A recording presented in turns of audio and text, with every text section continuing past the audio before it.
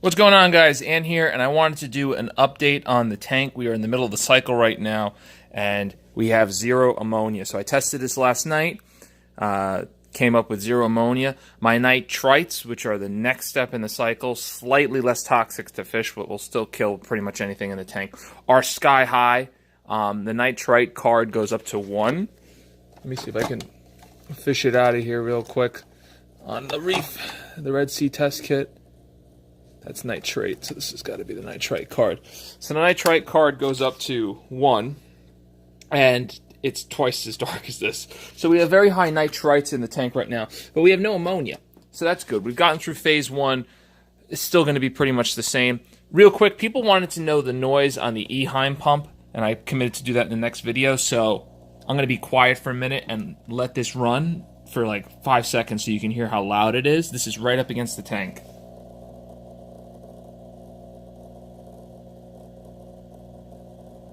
So that's how loud the pump is. It's very quiet, in my opinion. I mean, people were asking me, how does this compare to the generic fluval pump that comes in here?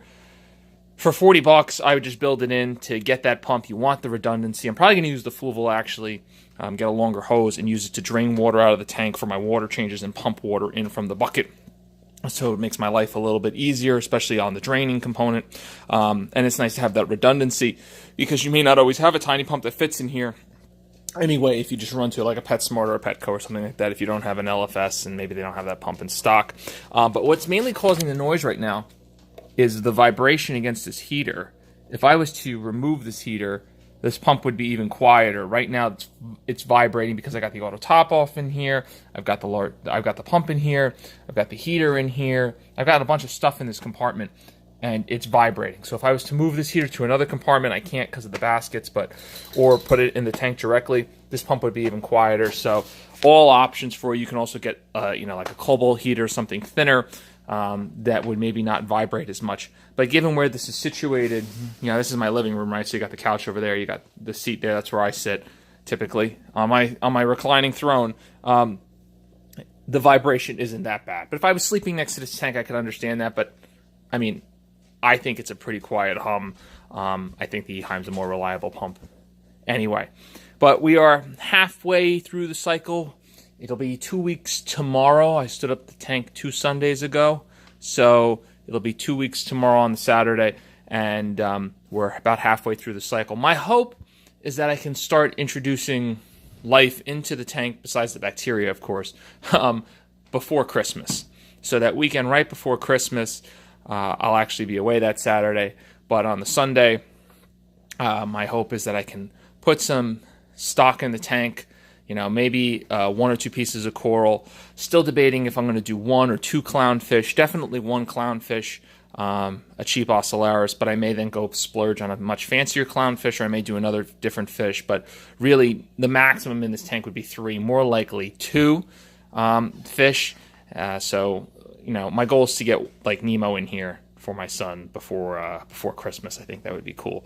But anyway, that's the update on the tank. Any other questions, let me know. I mean, I'll start reviewing things like the light and the Aquamai. I don't even have that thing running right now. But the tank is, well, it's up and running. Now we just got to play the waiting game. I've been dosing. I haven't been dosing. Dosing's the wrong word.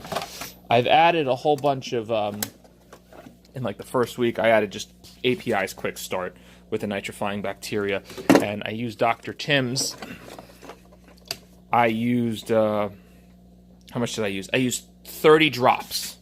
The old version of this said to use 1 drop per gallon, then it went up to 4 drops per gallon. I kind of met in the middle and did about 2 to 3 drops per gallon at 30. So I feel like that may have been too much ammonia.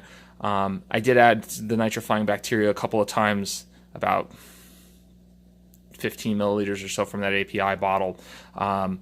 Maybe I should have added more. It was dry rock, but it was live sand. So I kind of met in the middle.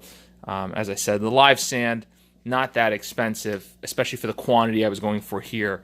I could have saved probably $10 doing dry sand, but I'll spend the extra $10. But the delta was really in the rock. The rock, was $1 and a penny a pound, I think. And if I was to do 15 pounds of live rock at $7 to plus a pound, it would have been a ton of money, and I would have had hitchhikers. So I'll take the longer, slower road. It's only a few weeks difference. You know, I don't have to skip cycle this tank. But anyway, that's where I'm at. Let me know if you have any questions. I'll catch you on the next update.